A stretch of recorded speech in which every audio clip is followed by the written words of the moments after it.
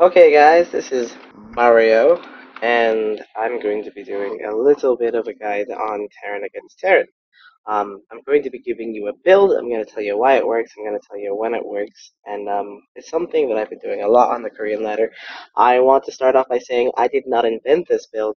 It's something that I found on the ladder, and I've tweaked it a little bit based on how I like it. I have no idea where it comes from. I am not taking credit for the build. It's not my build. I'm not going to name it. We'll just call it the unknown build, um, unknown entity, and unknown origin, or something like that. But this build is very simple. I like it a lot. Yeah. So we're gonna try to go into as much detail as possible. I hate the sound of my voice. It is actually one of the reasons I am not making uh, videos as often. I hate doing commentary. There's just a lot of noise where I live right now. I'm moving soon. There's a lot of noise, and there's just ugh, ugh. So, what we're seeing here in this guide is very simple. You know, you can wall off. You don't have to wall off. I really like to wall off if the reactor is on the outside. So in this case, yes. Down here, no, because the reactor would be on the inside for the barracks. But you don't actually have to wall off. It's a choice. It defends against some all-ins, like an SCV pull. You know, then you don't have to face the SCVs at once. But in reality, you know, how often is that going to happen to you? So we are going to wall off. So the build is like 10 supply depot, 12 barracks, 12 gas. You should have 12 gas. There we go. I was starting another SCV and I panicked. I was like, ah, no! Did I pick the wrong replay? But I did not. So here's the 12 gas. And what you do with this build is you make Reapers. You make up to 3 total. While your second one is building, you drop a factory. Okay, sorry. Let me backtrack a little bit. So when this or when this gas geyser completes, we're gonna put 2 workers in from there. You know, we tried to get the workers that finished mining. Oh, don't tell me I forgot it. Come on. Come on. There we go. So it's a little bit late. I'm sorry. It's not the perfect example, but I do like this game because it shows a lot of good points. I was distracted in here. I didn't get the start, but it gets really good. Trust me. Stay with me.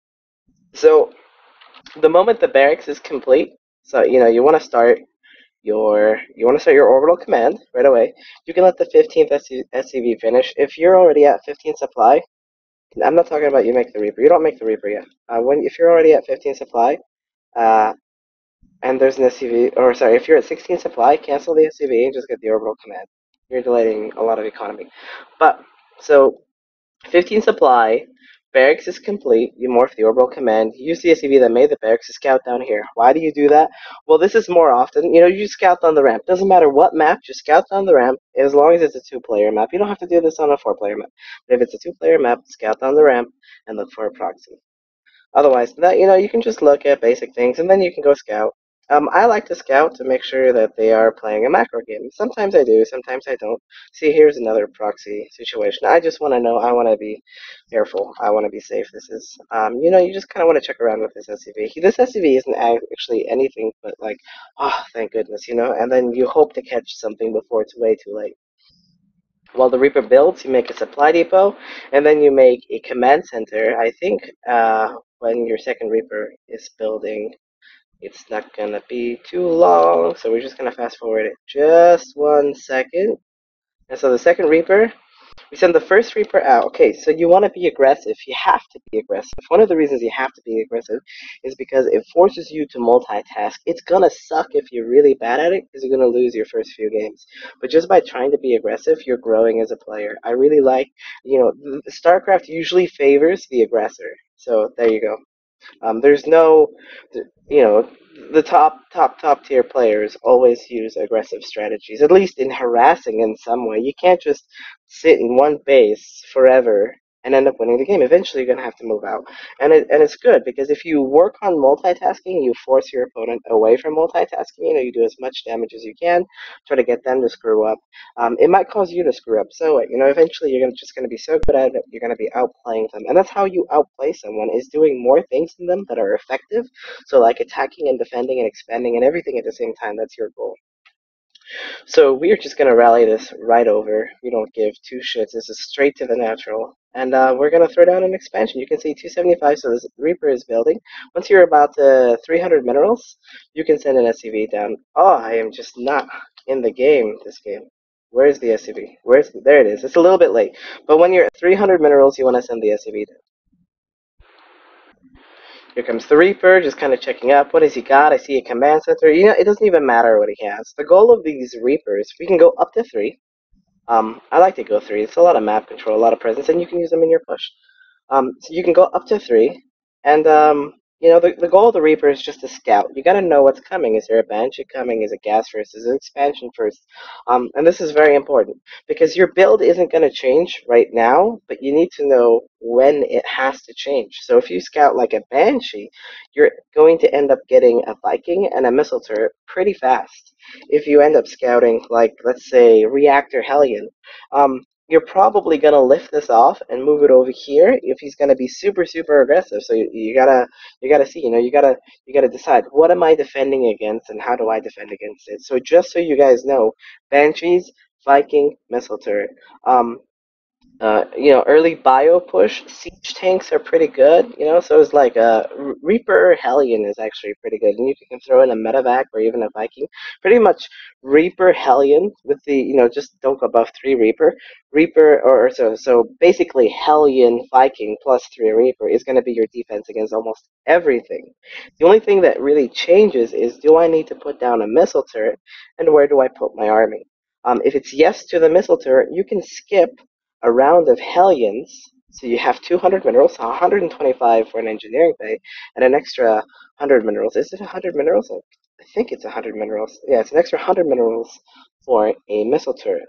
So you can skip one round of Hellions because Hellions are not going to help you defend a Banshee that much. You don't want to skip SCVs, you don't want to skip depots. You can skip one round of Hellions to make sure you're safe against the Banshee. You can also open up a Raven, and then instead of Hellion or instead of Reapers, you can get Marines. It's no big deal. You can do a different opener. The opener doesn't matter as much. Like, many different openers can counter many different things. I find that the Reaper one is pretty safe though, so I really like that. But overall, you can do a different opener and still get to the same stage. So it's more of the mid game that we are focused on right here. God, I hope I don't sound like a douchebag. Um, So here are the Hellions. The moment the Hellions are finished, we've got the factory building. You do that while pretty much when you have 100 gas after the third Reaper is making. And then you use your next 50 gas on the reactor right after the third Reaper is out. And once you start the reactor, you go ahead and get a refinery. This is very important because you need the gas. And yeah. So pretty much what we've seen is just a normal opening. He's got Hellions, he's got commands, and this is actually, we know he's got Marines. This is actually pretty common in TvT. We're not that concerned with it.